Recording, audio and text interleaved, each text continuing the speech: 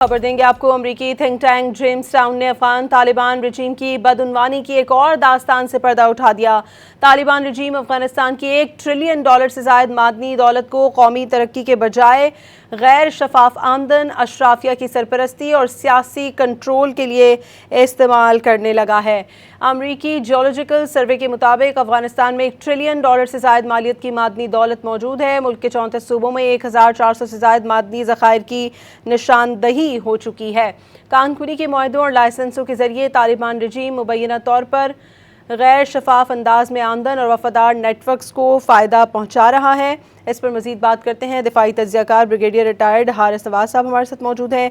हारिस साहब, अमरीकी think tank की रिपोर्ट में तालिबान हुकूमत पर अफगानिस्तान के $1 ट्रिलियन से जायद मालियत के मादनी वसाइल को कौमी तरक्की के बजाय गैर शफाफ आमदन और सियासी कंट्रोल के लिए इस्तेमाल करने के इल्ज़ामात आयद किए गए हैं। आपके नज़दीक अगर ये दावे दुरुस्त हैं तो अफगानिस्तान के मुस्तकबिल की मईशत और अवाम की मौशी हालत पर इसके क्या असरात मुरतब हो सकते हैं?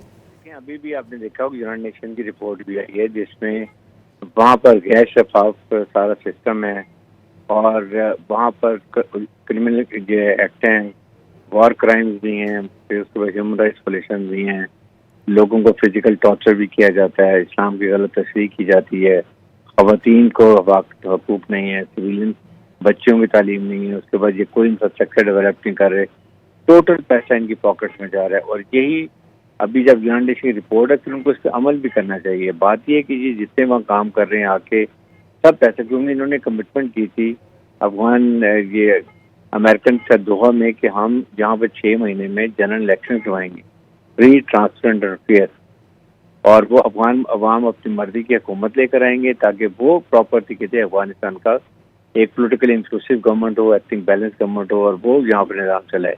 ये 14 का टोला जो लुटेरे हैं, बदतखोर हैं, ये बैठे हुए वहाँ पर और पैसे जेबें भर रहे हैं, पैसा बाहर लेके जा रहे हैं, अवाम के लिए कुछ नहीं कर रहे। तो आई थिंक अभी आपने देखा कि बदख्शां में भी काफ़ी ज़्यादा हालात ख़राब हुए हैं, एंटी अफगान तालिबान ग्रुप बन गए हैं, रेजिस्टेंट मूवमेंट चल रही हैं, फिर ये स्पाई ने हाम बाबर ग्रुप बन गया, वो उनके खिलाफ खड़े होने, अभी अफगान अवाम भी इनके खिलाफ खड़े। तो अब ये मेरे 3-4 महीने अब देखेंगे कि खुद ब खुद जब मूवमेंट पकड़ेगी तेज होकर ये खुद भागेंगे या इंडिया जाएंगे, ये इधर बैठेंगे जाकर, या अफगान अपनी मर्जी की हुकूमत बनाएंगे जो वहाँ पर सही डेवलपमेंट भी करेगी और उनके ताल्लुकात पाकिस्तान से, सेंट्रल से अच्छे होंगे और उससे हमारी कनेक्टिविटी बेहतर होगी, सीपैक मनसूबा भी कामयाब हो जाए। ठीक है हारिस साहब, रिपोर्ट में हमने देखा है कि मादनी वसाइल से हासिल होने वाली जो आमदन है उसके गैर शफाफ होने की बात की गई है। अफगानिस्तान जैसा मुल्क जहां मजबूत पार्लिमानी, अदालती और मालियाती निगरानी का निज़ाम कमज़ोर है, वहां अरबों डॉलर की मादनी दौलत की शफाफियत और एहतसाब को कैसे यकीनी बनाया जा सकता है?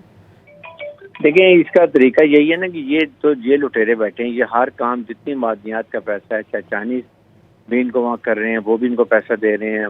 गवर्नमेंट को $30 मिलियन पर वीक दे रही है हुकूमत चलाने के लिए, वो भी इन जगहों में जा रहा है। जब तक वहाँ पर अवामी हुकूमत नहीं आएगी, डेमोक्रेटिक गवर्नमेंट नहीं आएगी, अफगान अवाम की मर्जी की हुकूमत ही काम नहीं हो सकता। और उसके लिए ज़रूरी है कि अब अमेरिकन वो प्रेशर डालें कि आपने कमिटमेंट की थी इलेक्शन करवाएं और इलेक्शन ट्रांसपेरेंट फ्री इलेक्शन कराएं, वहाँ अफगान अपनी मर्जी की हुकूमत लाएं, पोलिटिकल इंक्लूसिव, जिसमें अभी तो सिर्फ पश्तून हैं, वहाँ पर ताजिक भी हैं, उज़्बेक भी हैं, हज़ारास भी हैं, सबकी हुकूमत होनी चाहिए। नॉर्दर्न पंचेरी ग्रुप जो है वो भी इनके खिलाफ खड़ा हो गया है, फिर बदख्शान में लोग खड़े हो गए हैं, अभी काफ़ी ज़्यादा मूवमेंट जैसे बांग्लादेश में हुआ है, इंडिया में भी कॉकरोच पार्टी हुई है, इसी तरीके से जहाँ खड़ा होने लग रहा है और ये बेहतर है अफगान अवाम के लिए, अदरवाइज ये इंतजार छोड़ने वाले नहीं है। ठीक है, बहुत शुक्रिया। दिफाई तज्ज़ियाकार ब्रिगेडियर रिटायर्ड हारिस नवाज साहब हमारे साथ मौजूद थे।